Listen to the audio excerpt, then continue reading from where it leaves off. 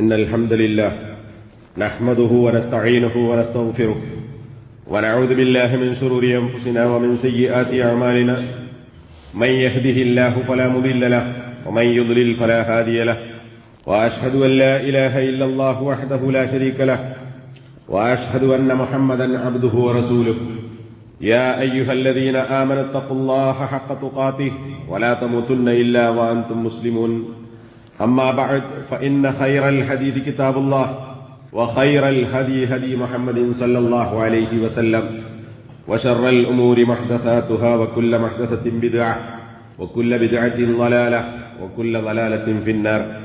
സഹോദരന്മാരെ, സത്യവിശ്വാസികൾ, കഴിഞ്ഞ ഖുതുബയിൽ അള്ളാഹുവിനോടും അതേപോലെ സൃഷ്ടികൾ പരസ്പരവും ചെയ്യുന്ന ളുൽമ്, അക്രമം, അനീതി എന്നതുമായി ബന്ധപ്പെട്ട കാര്യങ്ങളാണ് വിശദീകരിച്ചത്. അതിൽ പ്രധാനമായും മനുഷ്യർ പരസ്പരം സമ്പത്തിന്റെ കാര്യത്തിലും രക്തം, അതായത് ജീവന്റെ കാര്യത്തിലും അഭിമാനത്തിന്റെ കാര്യത്തിലുമുള്ള അതിക്രമങ്ങളിൽ ചില കാര്യങ്ങളെക്കുറിച്ച് മനസ്സിലാക്കുകയുണ്ടായി. അതേപോലെ സാമ്പത്തികമായ ചില വിഷയങ്ങളെക്കുറിച്ചും പറഞ്ഞിരുന്നു. നബി സല്ലല്ലാഹു അലൈഹി വസല്ലമ ഈ വിഷയത്തിൽ എത്രത്തോളം സത്യവിശ്വാസികളെ താക്കീത് ചെയ്തിട്ടുണ്ട് എന്ന് പരിശോധിച്ചാൽ, മുആദ് ബിൻ ജബൽ റളിയല്ലാഹു അൻഹുവിനെ യമനിലേക്ക് ഒരു പ്രബോധകനായി നബി സല്ലല്ലാഹു അലൈഹി വസല്ലം നിയമിച്ചപ്പോൾ നൽകിയ ചില ഉപദേശങ്ങളുണ്ട്. അതിൽ അവിടെ ചെന്ന് ആദ്യം അവരോട് എന്തു പറയണം? ലാ ഇലാഹ ഇല്ലല്ലാഹിലേക്ക് ക്ഷണിക്കണം. അത് അംഗീകരിച്ചാൽ നമസ്കരിക്കാൻ കൽപ്പിക്കണം. അതും അംഗീകരിച്ചാൽ സക്കാത്ത് നൽകാൻ വേണ്ടി അവരോട് കൽപ്പിക്കണം. ഈ മൂന്ന് കാര്യങ്ങൾ തൗഹീദിന് ഒന്നാമത്തെ പരിഗണന നൽകിക്കൊണ്ട് ക്രമത്തിൽ നബി സല്ലല്ലാഹു അലൈഹി വസല്ലം ഉപദേശിച്ചു. എന്നിട്ട് മുആദിനോട് നബി നടത്തിയ, നമ്മൾ പറഞ്ഞു വരുന്ന വിഷയവുമായി ബന്ധപ്പെട്ട ഒരു ഉപദേശമുണ്ട്.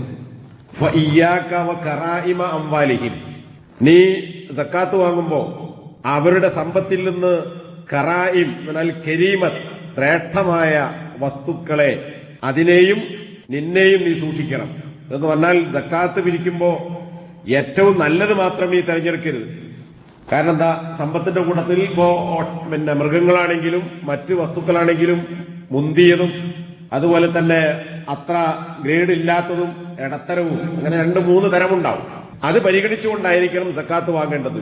സക്കാത്ത് വാങ്ങുമ്പോൾ ഏറ്റവും നല്ലത് തന്നെ സക്കാത്ത് നൽകണം എന്ന് നീ നിർബന്ധം പിടിക്കുകയോ അല്ലെങ്കിൽ അങ്ങനെ അവരിൽ നിന്ന് ഏറ്റവും മുന്തിയത് മാത്രം നീ തെരഞ്ഞെടുക്കുകയോ ചെയ്യരുത്. കാരണം എന്താ, അത് ളുൽമാണ്. ശേഷം നബി പറഞ്ഞു, വത്തഖി ദഅവത്തൽ മദ്ലൂം, മർദ്ദിക്കപ്പെടുന്നവന്റെ, അനീതിക്കിരയാകുന്നവന്റെ പ്രാർത്ഥനയെ നീ സൂക്ഷിക്കണം. ഫൈനഹു ലൈസ ബൈനഹാ വ ബൈനല്ലാഹി ഹിജാബ്, അള്ളാഹുവിന്റെയും മർദ്ദിതന്റെ പ്രാർത്ഥനയുടെയും ഇടയിൽ ഒരു ഹിജാബും ഒരു മറയും തന്നെയില്ല. എന്ന് പറഞ്ഞാൽ മർദ്ദിതന്റെ പ്രാർത്ഥന നേരെ അള്ളാഹുവിലേക്ക് ചെന്നെത്തുന്നതാണ്. ഒരു തടസ്സവും അത് സ്വീകരിക്കപ്പെടാൻ ഉണ്ടാവുകയില്ല. അതുകൊണ്ട് മർദ്ദിതന്റെ പ്രാർത്ഥനയെ സൂക്ഷിക്കണം എന്ന് മുആദിനെ നബി സല്ലല്ലാഹു അലൈഹി വസല്ലം ഉണർത്തി.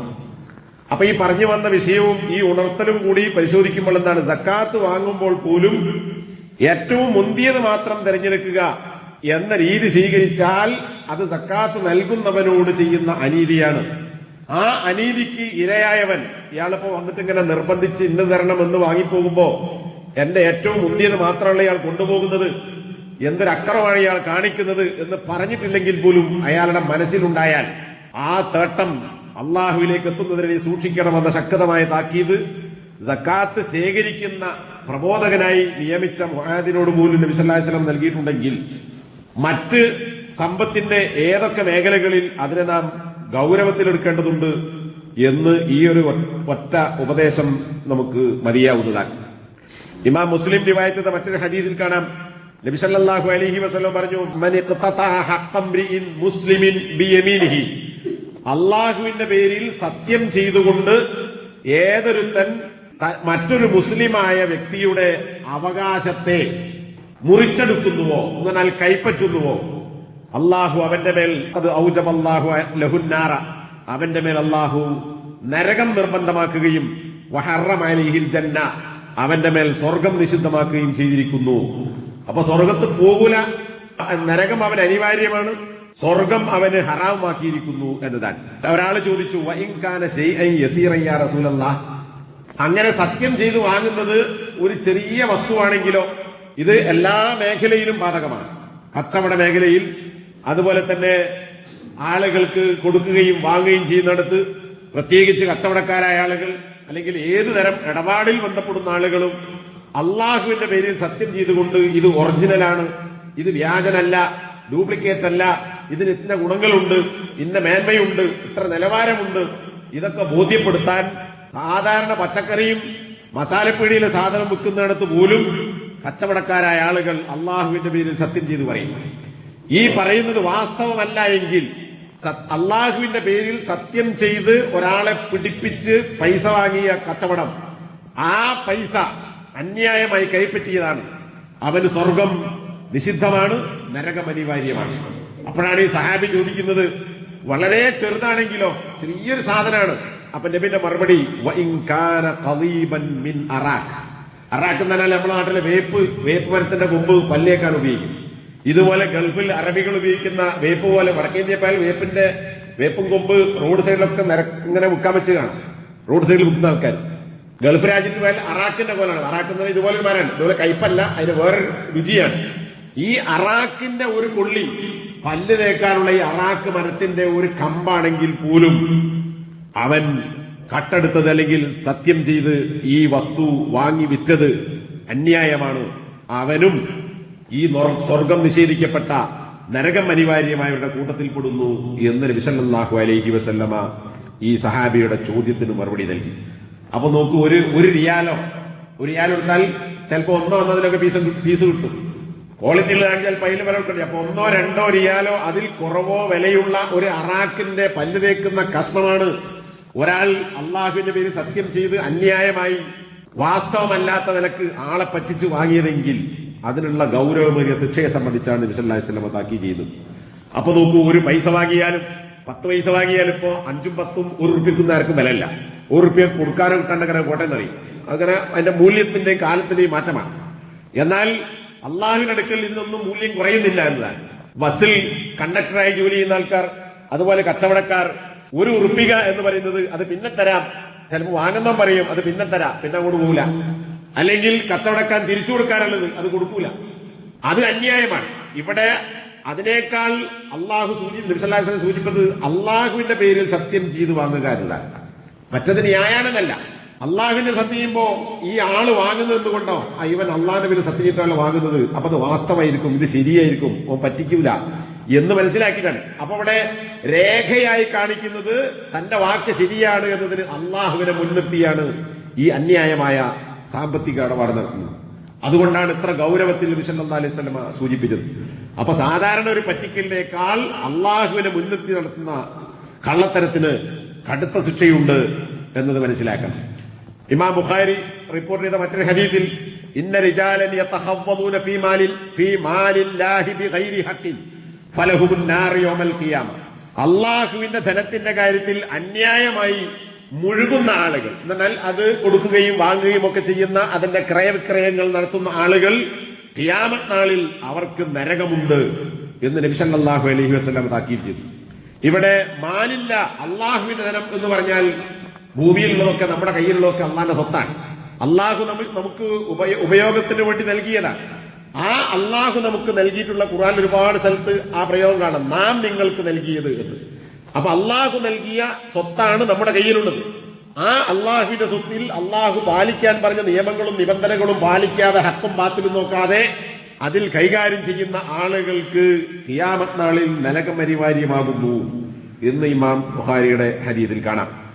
ഇനി ഇതേ ഹദീസ് തന്നെ തിർമിദിയുടെ റിവായത്തിൽ, ഇന്ന ഹാദൽ മാല ഖളിറത്തുൻ ഹുൽവ, ഈ ധനം നമ്മുടെ കയ്യിലുള്ള സമ്പത്ത് ഖളിറ പച്ചപ്പുള്ളതാണ്, ഹുൽവ മധുരമുള്ളതാണ്, മൻ അസാബഹു ബിഹഖി ബൂരിക ലഹു ഫീ, ആരാണോ ന്യായമായി ആ സമ്പത്ത് നേടുന്നത് അവനതിൽ ബർക്കത്തുണ്ടാവും. ഹക്കനുസരിച്ച്, കള്ളത്തരമില്ലാതെ, ചതിയും വഞ്ചനയുമില്ലാതെ, അതെത്ര ചെറുതായാലും വലുതായാലും ആരാണോ ഹക്കനുസരിച്ച് ന്യായപ്രകാരം അത് നേടുന്നത് അവനതിൽ ബറക്കത്ത് ലഭിക്കും.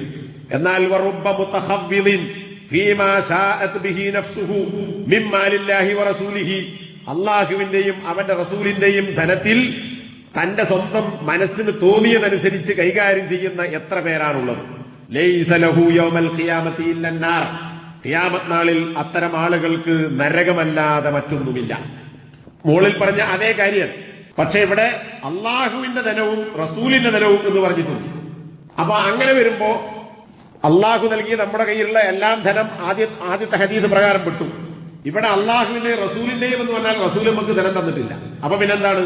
അത് മതപരമായി ഉപയോഗിക്കേണ്ടുന്ന ഇപ്പൊ സക്കാത്ത് അല്ലെങ്കിൽ സദഖയുടെ ഫണ്ടുകൾ, അതുപോലുള്ള ബൈത്തുൽ മാലിലെ പണം, ഇങ്ങനെ പൊതുവായി സംഭരിക്കപ്പെടുകയോ ലഭിക്കുകയോ ചെയ്യുന്ന അള്ളാഹുവിന്റെ മാർഗത്തിലുള്ള ഇപ്പൊ യുദ്ധത്തിന്റെ ഫണ്ട്, അങ്ങനെയുള്ള പൊതുവായ സ്വത്തുക്കൾ, അത് അള്ളാഹുവിന്റെ റസൂലിന്റെ എന്നാൽ ദീനിന്റെ മാർഗത്തിൽ ചെലവഴിക്കപ്പെടുന്ന ധനം, അത് കൈകാര്യം ചെയ്യുന്ന ആളുകൾ തനിക്ക് തോന്നിയതുപോലെ ചെലവഴിച്ചാൽ, അതിൽ ഇടപെട്ടാൽ, വിൽക്കുകയും വാങ്ങുകയും ചെയ്താൽ, അതിൽ തെറ്റായ കൊള്ളക്കൊടുക്കുകൾ നടത്തിയാൽ, അല്ലെങ്കിൽ അത് മുഖേന അന്യായമായി സ്വന്തമായി പോക്കറ്റിലാക്കാൻ ശ്രമിച്ചാൽ, ഇങ്ങനെ ഏത് നിരക്കാണെങ്കിലും അങ്ങനെയുള്ളവന് നരകമല്ലാതെ മറ്റൊന്നും ഉണ്ടാവുകയില്ല എന്നുള്ള താക്കീത് നബി സല്ലല്ലാഹു അലൈഹി വസല്ലം നൽകുകയുണ്ടായി.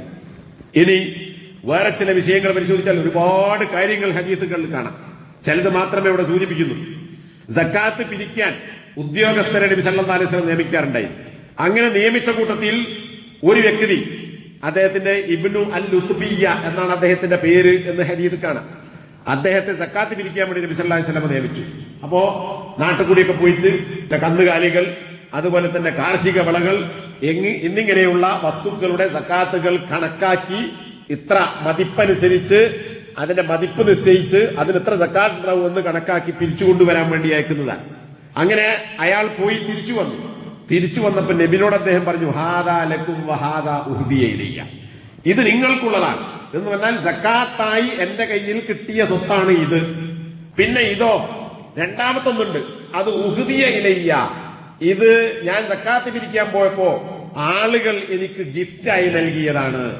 അപ്പൊ നബി സല്ലല്ലാഹു അലൈഹി വസല്ലം മറുപടി, നബി സല്ലല്ലാഹു അലൈഹി വസല്ലം മിമ്പറിൽ കയറിയിട്ട് അപ്പൊരു പ്രസംഗം നടത്തി, വെള്ളിയാഴ്ച ഖുത്ബല്ല. ഈ വിഷയം അറിഞ്ഞപ്പോൾ അപ്പോൾ മിമ്പറിൽ കയറി നബി ഒരു ഖുത്ബ നടത്തി. എന്നിട്ട് പറഞ്ഞു, അമ്മാ ബഅദ്, ഞാനിതാ നിങ്ങളിൽപ്പെട്ട ഒരാളെ സക്കാത്ത് പിരിക്കാൻ വേണ്ടി നിശ്ചയിച്ചിരിക്കുന്നു. അത് അള്ളാഹു എന്നെ ഏൽപ്പിച്ച പണിയാൻ. ഏത് സക്കാത്ത് പിരിക്കണം, ഖുദ് മിൻ എന്ന് പറഞ്ഞുകൊണ്ട് സൂറത്ത് തൗബയിൽ.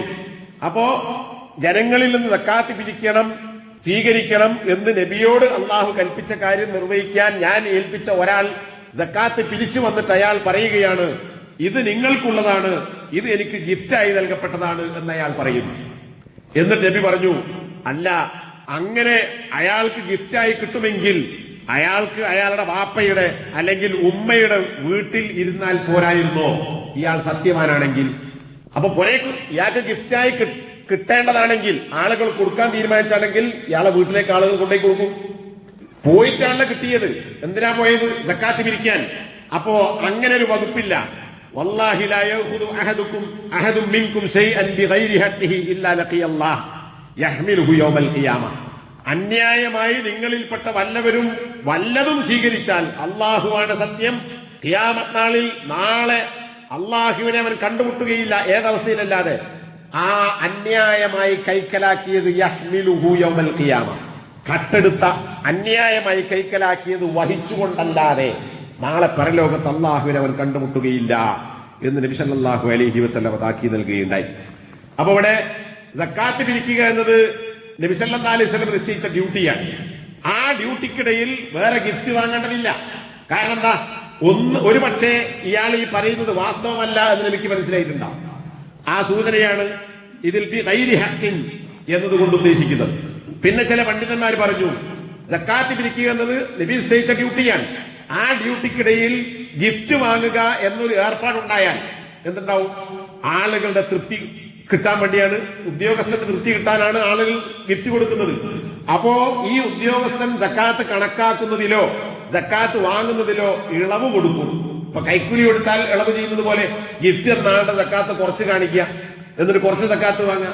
അപ്പൊ ഈ ഗിഫ്റ്റ് കൊണ്ട് അയാൾക്ക് കുറച്ച് സക്കാത്ത് കൊടുക്കുക എന്നൊരു കാര്യം കിട്ടും. അയാളും കുറ്റക്കാരനാവും, വാങ്ങിയാളും കുറ്റക്കാരനാണ്. അപ്പോ ഇത്തരം ഉദ്യോഗസ്ഥന്മാർ അത് വാങ്ങാൻ പാടില്ല എന്ന് ഈ ഹദീദ് വെച്ചുകൊണ്ട് പണ്ഡിതന്മാർ പറഞ്ഞതായി കാണാം.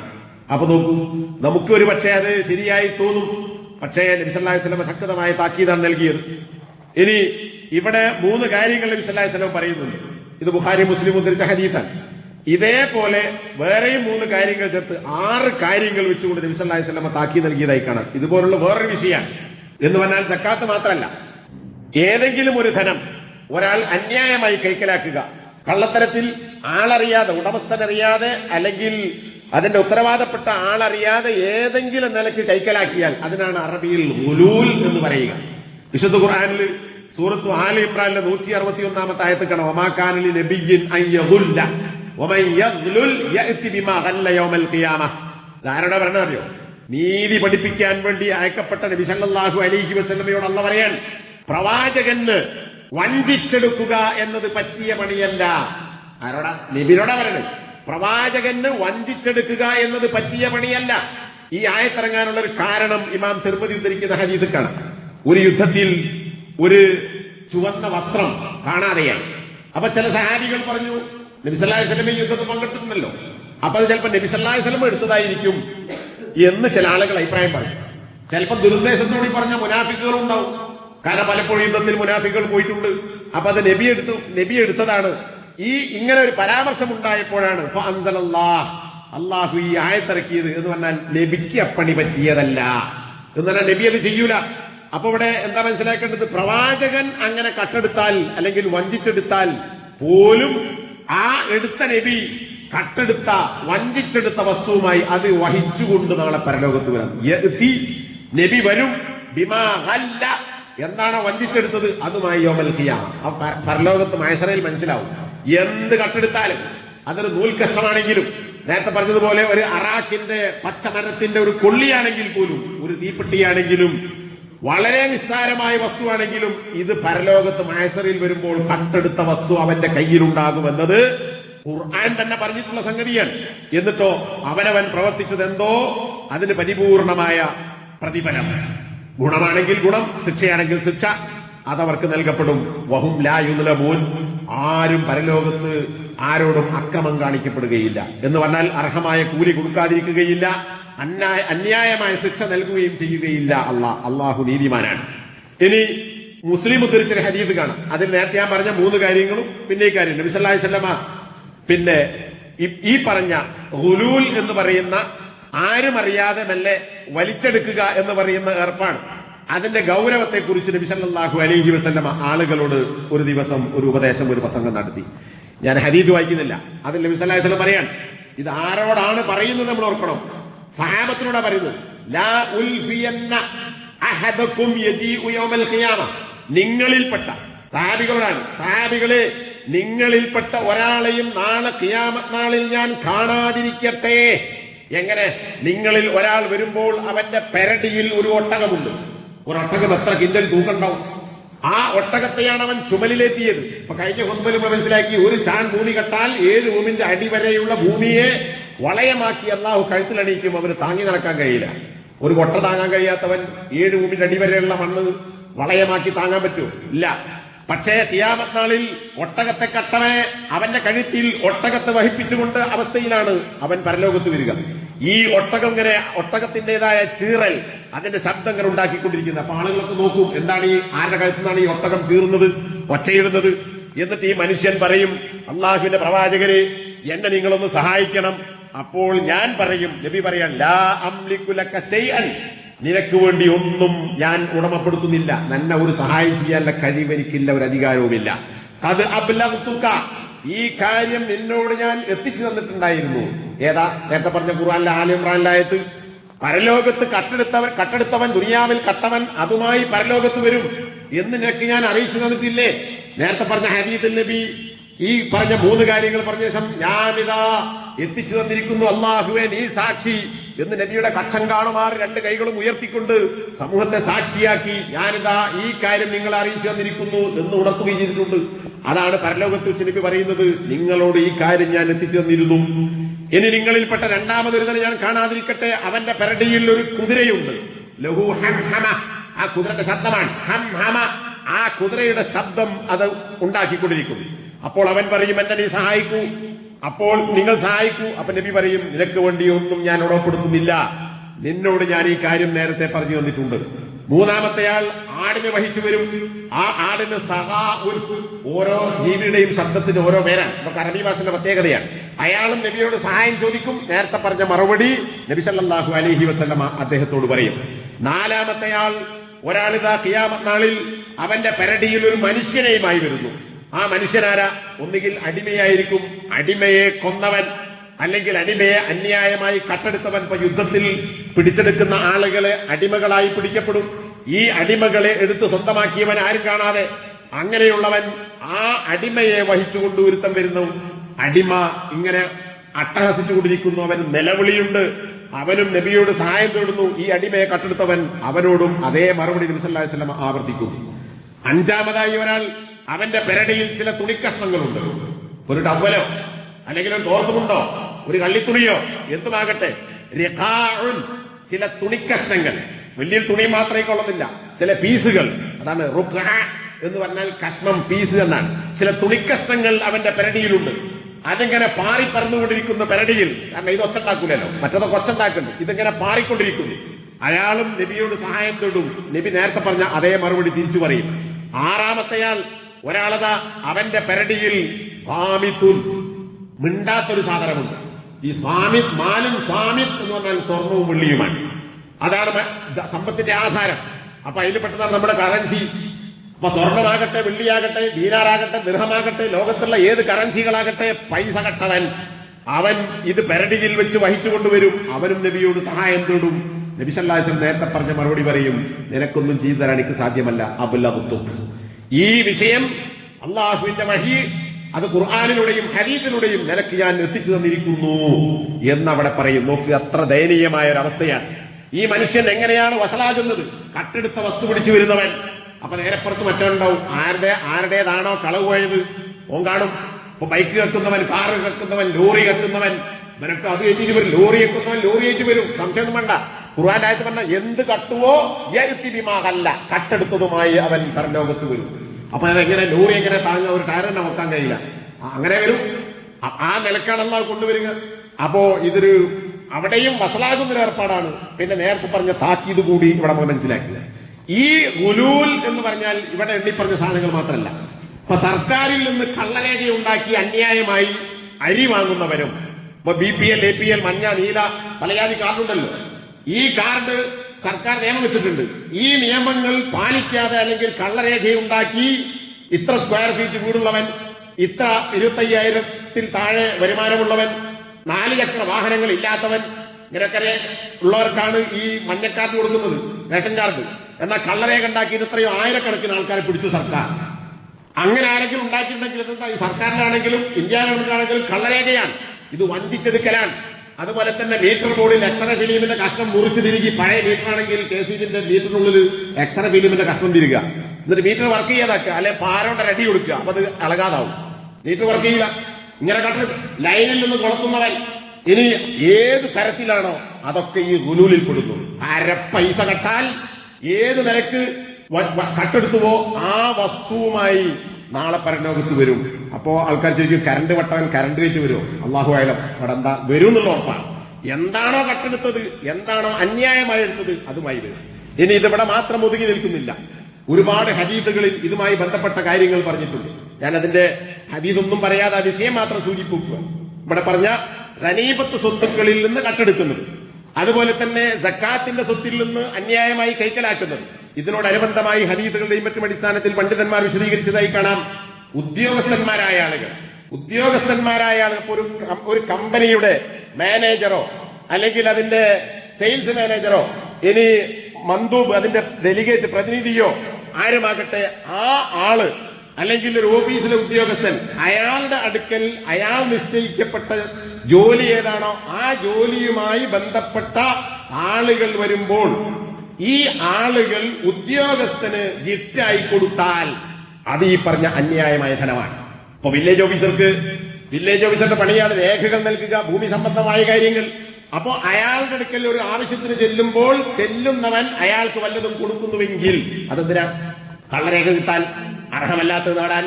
അങ്ങനെയെങ്കിൽ കൊടുക്കുന്നവനും കുറ്റക്കാരനാണ്, വാങ്ങിയവനും ആ പണം വഞ്ചിച്ചെടുക്കുന്നതാണ്, സർക്കാരിനെ പറ്റിച്ച് ജനങ്ങളെ പറ്റിച്ച് കയ്യിലാക്കുന്നതാണ്. ഇനി ഇത് ഗവൺമെന്റ് ഉദ്യോഗസ്ഥന്മാർ മാത്രമല്ല, സർക്കാർ മറ്റ് സ്വകാര്യ മേഖലയിലോ കമ്പനികളിൽ പ്രവർത്തിക്കുന്ന ആളുകൾ, ആ കമ്പനികളിൽ പ്രവർത്തിക്കുന്ന ആളുകൾ ഇപ്പോൾ വലിയ വലിയ കമ്പനികൾ ഉദ്യോഗസ്ഥന്മാരെ നിയമിക്കും. ഇതിന്റെ ആളുകളെ കണ്ടെത്തുന്നത്, കസ്റ്റമേഴ്സിനെ കണ്ടെത്തുന്നത്, അതുപോലെ തന്നെ അതിന്റെ മറ്റ് ഡിസ്ട്രിബ്യൂഷൻ, ഇങ്ങനെയുള്ള കാര്യങ്ങളൊക്കെ ചെയ്യുന്നത് ഈ പറഞ്ഞ പല ഉദ്യോഗസ്ഥന്മാരേക്കും. ഇതിനിടക്ക് ആരുമായി ഇടപാട് നടത്തുന്നുവോ അതിൽ നിന്ന് ഒരു ഇടത്തട്ട് ഈ ഉദ്യോഗസ്ഥൻ വാങ്ങും. ഒന്നുകിൽ അതിന്റെ കമ്മീഷനായി വാങ്ങും, അല്ലെങ്കിൽ മറ്റേതെങ്കിലും നിലക്കാക്കി വാങ്ങും. അപ്പൊ അത് മുതലാളി അറിയാതെയോ അനുവാദമില്ലാതെയോ അയാളുടെ തൃപ്തിയില്ലാതെയാണ് വാങ്ങുന്നതെങ്കിൽ അതും ഈ പറഞ്ഞ ഗുരുവിലാണ്. ഇങ്ങനെ എത്രയോ കമ്പനികളിൽ ജോലി ചെയ്യുന്ന ആളുകൾ, ഉദ്യോഗസ്ഥന്മാർ ഇങ്ങനെ പൈസ ഉണ്ടാക്കുന്നുണ്ട്. ഇതൊക്കെയായി പരലോകത്ത് വരും എന്നത് മനസ്സിലാക്കണം. അത് പ്രസിഡന്റിനടുത്ത് വാങ്ങിയാലും, അല്ലെങ്കിൽ പ്രസിഡന്റിന്റെ കീഴിലോ മാനേജർക്ക് കീഴിലോ ആർക്ക് കീഴിൽ ജോലി ചെയ്യുന്നവരാണെങ്കിലും, ഇനി കമ്പനിയുടെ മാനേജർ തന്നെ മുതലാളിയെ പറ്റിച്ചുകൊണ്ട് അയാൾ വേറെ അതിന്റെ ഇടയ്ക്ക് ചില രീതിയിൽ ഇയാളുടെ കമ്പനിയെ ഉപയോഗപ്പെടുത്തി പണമുണ്ടാക്കുന്നുവെങ്കിൽ അതും ഈ പറയുന്ന കട്ടെടുക്കുന്നതിൽപ്പെട്ടതാണ്. എത്രത്തോളം എന്ന് വെച്ചാൽ പണ്ഡിതന്മാർ ഷെയ്ഖ് ഉസൈമിന്റെ ഫത്വയ്ക്കാണ് ഈ ഉദ്യോഗസ്ഥന്മാർ, മേലുദ്യോഗസ്ഥന്മാർ അയാളുടെ കീഴിൽ ജോലി ചെയ്യുന്ന ഡ്രൈവർമാർ അല്ലെങ്കിൽ മറ്റു പണിക്കാർ അവരെ സ്വന്തം പണിയെടുപ്പിക്കുക. എന്നിട്ട് ഷെയ്ഖ് ഉസൈമി വിശദീകരിക്കുന്നുണ്ട്, ഒരു കമ്പനിയിലെ ഉദ്യോഗസ്ഥൻ അയാളുടെ ഡ്രൈവർ ഉണ്ടാവും. ആ ഡ്രൈവറെ കൊണ്ട് എന്റെ മക്കളെ സ്കൂളിൽ കൊണ്ടുപോയി ആക്കണം, വിടുമ്പോ സ്കൂൾ കുട്ടികളെ തിരിച്ചു കൊണ്ടുവന്ന് എന്റെ വീട്ടിൽ കൊണ്ടാക്കണം എന്ന് ഈ കീഴുദ്യോഗസ്ഥനോട് മേലുദ്യോഗസ്ഥൻ കൽപ്പിക്കുന്നു. ചെയ്യാൻ പറ്റൂല. ഇത് മേലുദ്യോഗസ്ഥൻ ചെയ്യുന്ന അഴിമതിയാണ്, വഞ്ചനയാണ്, ചതിയാണ്. സർക്കാർ നൽകിയ അല്ലെങ്കിൽ കമ്പനി നൽകിയ ഉദ്യോഗത്തെ ദുരുപയോഗം ചെയ്തുകൊണ്ട് സ്വന്തം പണിയെടുപ്പിക്കുക ഈ പണിക്കാരനെ കൊണ്ട്. ഇനി അപ്പത്തായി ഈ കീഴുദ്യോഗസ്ഥന് ചെയ്തു കൊടുക്കും. എന്താ കാരണം? ചെയ്തില്ലെങ്കിൽ നമ്മളെ പിരിച്ചുവിടും, അല്ലെങ്കിൽ വേറെന്തെങ്കിലും പണിഷ്മെന്റ് ഉണ്ടാവും, അല്ലെങ്കിൽ വേറെന്തെങ്കിലും ഇല്ലാത്ത കുറ്റം ചുമത്തും, പീഡിപ്പിക്കും. അപ്പൊ അത് വിചാരിച്ചിട്ട് ഈ സാധു ഇയാൾ പറയണമൊക്കെ ചെയ്തു കൊടുക്കും. അപ്പൊ പേടിച്ചിട്ട് ചെയ്യാണ്. ഇനി പേടിച്ചിട്ടല്ല, ഈ പണിയെടുക്കുന്നതിന് കുട്ടികളെ കൊണ്ടുപോകുന്നതിനും കൊണ്ടുവരുന്നതിനുമൊക്കെ മേലുദ്യോഗസ്ഥൻ വേറെ പൈസ കൊടുക്കുന്നു എന്ന് വിചാരിക്കുക. പക്ഷെ ഇവൻ പോകുന്നത് എപ്പോഴാ? ഇവന്റെ ഡ്യൂട്ടി ടൈമിലാണ്. ഈ കമ്പനിയുടെ അല്ലെ സർക്കാരിന്റെ ഡ്യൂട്ടി ടൈമിലാണ് ഈ മേലുദ്യോഗസ്ഥന്റെ മക്കളെ കൊണ്ടുപോവുകയും കൊണ്ടുവരികയും ആശുപത്രി കൊണ്ട് എങ്ങോട്ടുണ്ടെന്ന് തിരക്കില്ല അങ്ങനെ കൊണ്ടുപോകുന്നത് എങ്കിൽ ഇവൻ ഈ പൈസ വാങ്ങുന്നത് തെറ്റാണ്. കാരണം എന്താ? നിശ്ചയിച്ച ടൈമിൽ എന്ത് ജോലിയിൽ നിശ്ചയിക്കപ്പെട്ടുവോ ആ ജോലിയാണ് അയാൾ എടുക്കേണ്ടത്. അപ്പോ സർക്കാർ ജോലിയിൽ നിശ്ചയിക്കപ്പെട്ട ഒരുത്തൻ മുതലാളിയുടെ പണി അല്ലെങ്കിൽ പുറത്തൊരാളുടെ പണിയെടുത്തിട്ട് അതിന് വേറെ പൈസ ഉണ്ടാക്കുകയാണെങ്കിൽ ആ വാങ്ങുന്ന കൂലി ഹറാമായി മാറുന്നു. കാരണം എന്താ? ഇത് സർക്കാർ അറിയാതെ അല്ലെങ്കിൽ കമ്പനി അറിയാതെ ചെയ്യുന്ന പണിയാണ്. ഇങ്ങനെ പല തരത്തിലുള്ള തട്ടിപ്പുകളും ഒരുപക്ഷെ സാധാരണക്കാരായ ആളുകൾക്ക് ഇതിനേക്കാൾ കൂടുതൽ പലതരത്തിലുള്ള ചൂഷണങ്ങളെക്കുറിച്ചും അറിവുണ്ടായി. ഒരു സക്കാത്തിന്റെ ഓഫീസിൽ ജോലി ചെയ്യുന്ന ഒരു ഉദ്യോഗസ്ഥൻ ഷെയ്ഖ് ഉസൈമിനോട് ചോദിക്കുകയാണ്, ഞങ്ങളുടെ ഓഫീസിലേക്ക് റമദാൻ മാസത്തിൽ സക്കാത്തിന്റെ സ്വത്ത് വരുന്നു, അത് പുറമെ അതല്ലാതെ ഇക്രാമിയാത്ത് എന്ന് പറയും, ആളുകൾക്കുള്ള ഹദിയ അല്ലെങ്കിൽ ഇങ്ങനെ ഈ ഉദ്യോഗസ്ഥൻ എന്നുള്ളവർക്ക് നേരത്തെ പറഞ്ഞ പോലെ പോയി വാങ്ങുന്നതിന് പകരം ഓഫീസിലേക്ക് കൊണ്ടുപോയി കൊടുക്കുന്ന സമ്പ്രദായമുണ്ട്. ഗൾഫിലൊക്കെ കാണാം. പെണ്ണുങ്ങളൊക്കെ വന്നിട്ട്, പെണ്ണുങ്ങൾക്കായിട്ട് കൗണ്ടർ ഉണ്ടാവും, ആണുങ്ങൾക്ക് വേറെ കൗണ്ടർ ഉണ്ടാവും. പെണ്ണുങ്ങളൊക്കെ അവിടെ വന്നിട്ട് അല്ലെങ്കിൽ വീട്ടിൽ നിന്ന് ഒരു സഞ്ചിയിലാക്കിയിട്ട് ആഭരണങ്ങൾ ഒന്നായി കൊണ്ടുവന്നാണ് തുലാസിൽ വെച്ച് കൊടുക്കുക ചെയ്യുക. എന്നിട്ട് തൂക്കിയിട്ട് ഇതിന്റെ തക്കാത്ത എത്ര, അതിന്റെ തക്കാത്ത് കൊടുക്കും. അങ്ങനെ കൊണ്ടുപോയി കൊടുക്കുന്ന സ്ഥലങ്ങൾ ഗൾഫിൽ നമുക്ക് കാണാം. മറ്റ് പൊന്ന് മാത്രമല്ല എന്തും. അപ്പൊ അവിടെ സക്കാത്തിന്റെ പൈസ വരുന്നുണ്ട്. അതിന്റെ പുറമെ ഉദ്യോഗസ്ഥന്മാർക്ക് ഗിഫ്റ്റായി ഇക്രാമിയായിട്ട് വേറെയും വരുന്നുണ്ട്. ഞങ്ങൾക്ക് ഇത് ഏതാണെന്ന് തിരിച്ചറിയാൻ പറ്റുന്നില്ല. അപ്പോ ഇനി തിരിച്ചറിയാൻ പറ്റുകയാണെങ്കിൽ സക്കാത്ത് അല്ലാത്തത് ഞങ്ങൾക്ക് എടുക്കാമോ ഉപയോഗിക്കാമോ? ഷെയ്ഖിന്റെ മറുപടി പറ്റൂല. കാരണം എന്താ? അത് ഈ ഓഫീസിൽ കൊടുക്കേണ്ടതാണ്, നിങ്ങൾക്കുള്ളതല്ല. നിങ്ങൾക്ക് എടുക്കണമെങ്കിൽ അതിന് ഉത്തരവാദപ്പെട്ടവർ തന്നാൽ നിങ്ങൾക്ക് എടുക്കാം, കൊണ്ടത്തരുന്നവൻ തന്നാൽ നിങ്ങൾക്ക് എടുക്കാൻ പറ്റൂല. കാരണം എന്താ? നേരത്തെ പറഞ്ഞ പോലെ കൈക്കൂലിയിലേക്ക് എത്തുന്നതാണ്. ഇതുപോലെ തന്നെ സർക്കാർ ഉദ്യോഗസ്ഥന്മാരും കമ്പനി ജീവനക്കാരുമായ ആളുകൾക്ക് സർക്കാർ കൊടുക്കുന്ന വാഹനങ്ങളുണ്ട്. അതെന്തിനാ? ഈ വാഹനത്തിന് കൊടുക്കുമ്പോൾ MLA, മന്ത്രി, അതുപോലെ തന്നെ കലക്ടർ, പിന്നെ ഗ്രാമസഭ, അതുപോലെ തന്നെ ത്രിതല പഞ്ചായത്തിലെ പ്രസിഡന്റുമാർ, ഇവർക്കൊക്കെ സർക്കാർ അങ്ങനെ പല സ്ഥാനങ്ങളിലുള്ളവർക്കും സർക്കാർ വാഹനം കൊടുക്കുന്നു. എന്തിനാ വാഹനം കൊടുക്കുന്നത്? അയാളുടെ ജോലി നിർവഹിക്കാനാണ്, ജോലിക്ക് പോകാൻ, ജോലി കഴിഞ്ഞ് തിരിച്ചു പോകാൻ. എന്നാൽ അതിന്റെ പരിധി വിട്ട് ഇയാളുടെ സ്വന്തമായ ആവശ്യങ്ങൾക്ക് വേണ്ടി കല്യാണത്തിന് പോകാനും, രോഗിയെ സന്ദർശിക്കാനും, മരിച്ചെടുത്ത് പോകാനും, അയാൾക്ക് അങ്ങാടി പോയി മത്തി വാങ്ങാനും മസാല വാങ്ങാനും ഒക്കെ അത് ഉപയോഗിക്കുന്നുവെങ്കിൽ അത് ന്യായമാണോ? സർക്കാർ അനുവദിച്ചിട്ടുണ്ടെങ്കിൽ പറ്റൂ, ഇല്ലെങ്കിൽ പറ്റൂല. എന്നാൽ ഇന്ന് ആളുകൾ എന്താണ്? ഇതേ ബോർഡ് വെച്ചിട്ട് എല്ലാ ചന്തയിലും ഇത്തരം പലരെയും കാണാം. അപ്പൊ അത് അന്യായമായ സ്വത്തുപയോഗമാണ്. ഇനി സംഘടനകൾ, രാഷ്ട്രീയ സംഘടനകളാണെങ്കിലും മതസംഘടനകൾ പോലും സംഘടനാ സെക്രട്ടറിമാർക്ക്, പ്രസിഡന്റിന് അല്ലെങ്കിൽ മറ്റുദ്യോഗസ്ഥന്മാർക്ക് വാഹനം വാങ്ങിയ പല സംഘടനകൾക്കും സംഘടന വാങ്ങിക്കൊടുത്ത വാഹനങ്ങൾ നമുക്ക് കാണാം. പല പാർട്ടിക്കുണ്ട്. ഈ വാഹനം ദഅവത്തിന്റെ മേഖലയിൽ ഉപയോഗിക്കാമെന്നല്ലാതെ ഇയാളുടെ സ്വന്തമായി ഒരാൾ മരിച്ചു, ആ മരിച്ചയിടത്തേക്ക് പോകാൻ ഈ വാഹനം ഉപയോഗിക്കാൻ പറ്റൂല. കാരണം എന്താ? വണ്ടി വാങ്ങിക്കൊടുത്ത് ഇയാൾക്ക് തോന്നിയെടുത്ത് പോകാനല്ല, ദഅവത്തിന് ഉപയോഗപ്പെടുത്താൻ. എന്നാൽ അതിൽ പലരും ഈ പറഞ്ഞതുപോലെ കല്യാണത്തിന് പോകുന്നു, കുടുംബക്കാരുടെ ആവശ്യങ്ങൾക്ക് പോകുന്നു, പെണ്ണുങ്ങളെയും മക്കളെയും മരുമക്കളെയും ഡോക്ടറെ കാണിക്കാൻ ഈ വണ്ടി ഉപയോഗിക്കുന്നു. പെട്രോൾ ആരുതാ? സംഘടനത്. വണ്ടി ആരുതാ? സംഘടനയത്. ഇത് അനുവദനീയമാണോ? അല്ല. അപ്പോ സർക്കാർ മേഖലയിലാണെങ്കിലും രാഷ്ട്രീയ മേഖലയിലാണെങ്കിലും മതരംഗത്താണെങ്കിൽ പോലും ഇതൊക്കെ ഈ പറയുന്ന അന്യായമായി സ്വത്ത് കയ്യിലാക്കുക അല്ലെങ്കിൽ ഉപയോഗിക്കുക എന്ന് പറയുന്ന ഇനത്തിൽപ്പെട്ടതാണ് എന്നത് നമ്മൾ മനസ്സിലാക്കേണ്ടതുണ്ട്. നബി സല്ലല്ലാഹു അലൈഹി വസല്ലം പറഞ്ഞു, ഒരു സൂചി ഒരാൾ ചോദിക്കാൻ നബി സല്ലല്ലാഹു അലൈഹി വസല്ലം ഇത്തരം കാര്യങ്ങളെ കുറിച്ച് താക്കീത് നൽകിയപ്പോ നബി സല്ലല്ലാഹു ഒരാൾ ഒരു സൂചി ഒളിപ്പിച്ചു വെച്ചു. ഞാൻ ഏൽപ്പിച്ച പണിയിൽ കൊണ്ടുവരുന്ന സ്വത്തിൽ എടുത്ത് ഒരു സൂചി എത്ര പൈസ ഉണ്ടാവും? ഒരു സൂചിയാണ് എടുത്തതെങ്കിൽ പോലും അവൻ പരലോകത്ത് അതുമായി വരും. അപ്പൊ ഇത് കേട്ടൊരു സഹാബി, നബിയെ നിങ്ങൾ എന്നെ ഏൽപ്പിച്ചപ്പോൾ നിങ്ങൾ എന്നെ തിരിച്ചെടുത്തോളി. അത് എന്തേന്ന് വെച്ചു? നിങ്ങളിപ്പോ ഇങ്ങനെയൊക്കെ പറഞ്ഞില്ലേ, എനിക്ക് പേടിയാന്നിൽ പറയില്ല, പേടിച്ചിട്ടാണല്ലോ ഇങ്ങനെയൊക്കെ പറഞ്ഞല്ലോ, അതുകൊണ്ട് എന്നെ ഏൽപ്പിച്ച പണി നിങ്ങൾ എന്നെ എടുത്തോളി, ഞാൻ അഥവാ എടുത്തുവെങ്കിലോ. അപ്പൊ നബി പറഞ്ഞു, ഞാൻ വീണ്ടും അതേ കാര്യം ഇനിയും പറയുന്നു, ഇങ്ങനെയുള്ള ഒരു പണി ഞാൻ ഏൽപ്പിക്കുകയും എന്നിട്ട് അതിൽ നിന്ന് കുറച്ചാകട്ടെ കൂടുതലാകട്ടെ എടുത്താൽ എന്തെടുത്തുവോ അതൊക്കെ അവനുമായി പരലോകത്ത് വരും. അതുകൊണ്ട് തന്നാൽ നിങ്ങൾക്ക് നൽകപ്പെടുന്നത് നിങ്ങൾ എടുത്തോളൂ, അല്ലാത്തവർക്കും നൽകപ്പെടുന്നത് ആര് നൽകുന്നത്? നബി കൊടുത്താൽ. ഏൽപ്പിച്ച നബി എന്തെങ്കിലും കൊടുത്താൽ അത് വാങ്ങാം, ഏൽപ്പിച്ച ആള് എന്തെങ്കിലും കൊടുത്താൽ അത് വാങ്ങാം. അപ്പൊ ഏൽപ്പിച്ച ആളറിയാതെ അയാൾ ഏൽപ്പിച്ച പണിയുമായി ബന്ധപ്പെട്ട് വാങ്ങുന്ന ഒന്നും അനുവദനീയമല്ല എന്നാണ് ഇമാം മുസ്ലിം റിവായത്ത് ഈ ഹദീസിലൂടെ മനസ്സിലാക്കാൻ സാധിക്കുന്നത്.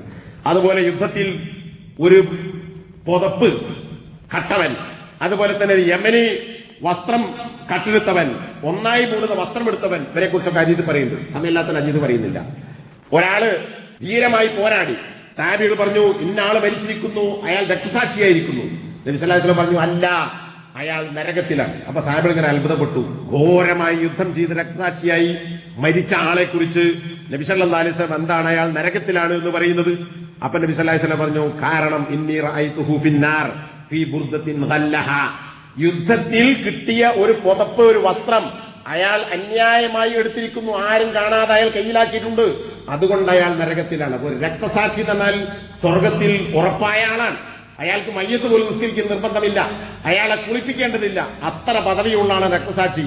പക്ഷേ ഒരു തുണിക്കഷ്ണം എടുത്തതിന്റെ പേരിൽ അയാൾ നരകത്തിൽ പോയി എന്ന് ഇമാം മുസ്ലിം ഉദ്ധരിച്ച ഹദീസിലൂടെ നമ്മെ പഠിപ്പിക്കുകയാണ്. ഇതുപോലെ തന്നെയാണ് കടം വാങ്ങി കൊടുക്കാതിരിക്കുക എന്നുള്ളത് വേറെ വിഷയമായി തന്നെ പറയേണ്ടതാണ്. നബി സല്ലല്ലാഹു അലൈഹി വസല്ലമ ജിഹാദിനെ കുറിച്ചും ജിഹാദിൽ കിട്ടുന്ന പ്രതിഫലത്തെക്കുറിച്ചും ഒക്കെ പറഞ്ഞപ്പോ അത് കഴിഞ്ഞെന്നാൽ ജിഹാദിന് പോയ ആള് അള്ളാഹുവിന്റെ പ്രീതി ആഗ്രഹിച്ച് അവനിൽ നിന്ന് കൂലി ആഗ്രഹിച്ച് പിന്നോട്ടടിക്കാതെ മുന്നോട്ട് പോയി യുദ്ധം ചെയ്ത് മരിച്ചാൽ അവന്റെ എല്ലാ പാപങ്ങളും പൊറുക്കപ്പെടും എന്ന് നബി പറഞ്ഞു. അപ്പൊരാള് ചോദിച്ചു, എന്താ നബി നിങ്ങൾ പറഞ്ഞത്? അപ്പൊ നബി ഒന്നുകൂടി ആവർത്തിച്ചു.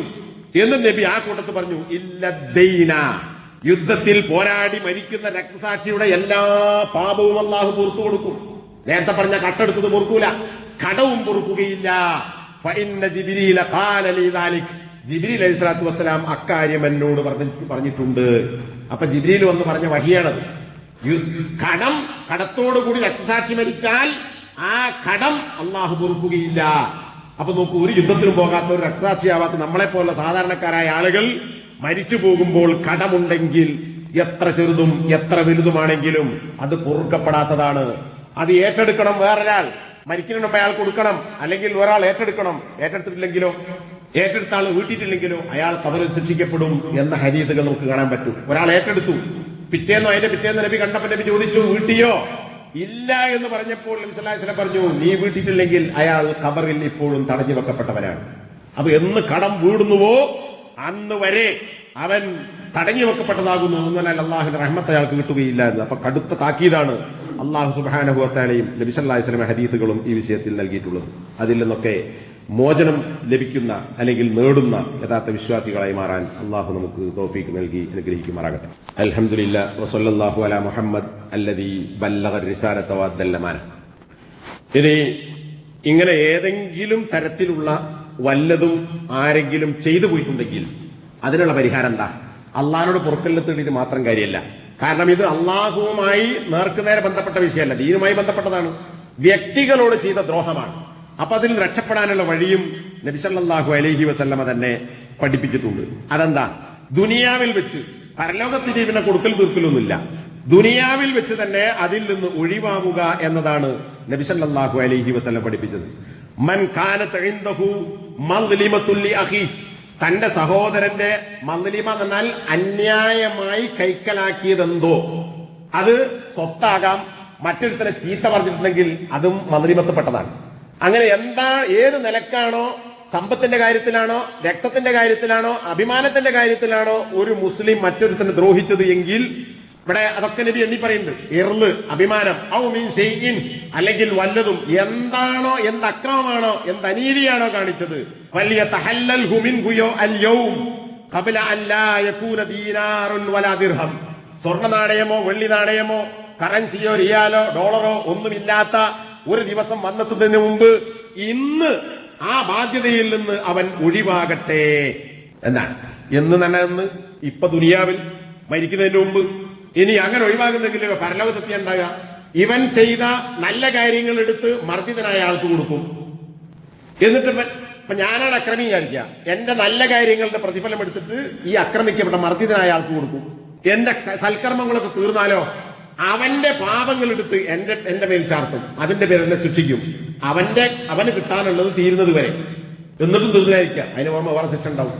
ഇത് പല ഹദീസുകളിലായി നബി സല്ലല്ലാഹു അലൈഹി വസല്ലം പഠിപ്പിച്ചതാണ്. ബുഖാരി തെറ്റ ഹദീസ് കാണാം, വേറെയും ഹദീസുകളുണ്ട്. അങ്ങനെ ഉള്ളത് അങ്ങോട്ട് കൊടുത്തു, മറ്റവന്റെ ജന്മം അങ്ങോട്ട് ഏറ്റെടുത്തു. അങ്ങനെ ഒന്നുമില്ലാത്തവൻ അവനാണ് പാപ്പർ, മുഫ്ലിസ്, അതിദരിദ്രൻ എന്ന് നബി സല്ലല്ലാഹു അലൈഹി വസല്ലം വേറെ ഹദീസ് പഠിപ്പിച്ചിട്ടുണ്ട്. കാരണം എന്താ? നമസ്കരിച്ചിട്ടുണ്ട്, നോമ്പോറ്റിട്ടുണ്ട്, സക്കാത്ത് കൊടുത്തിട്ടുണ്ട്.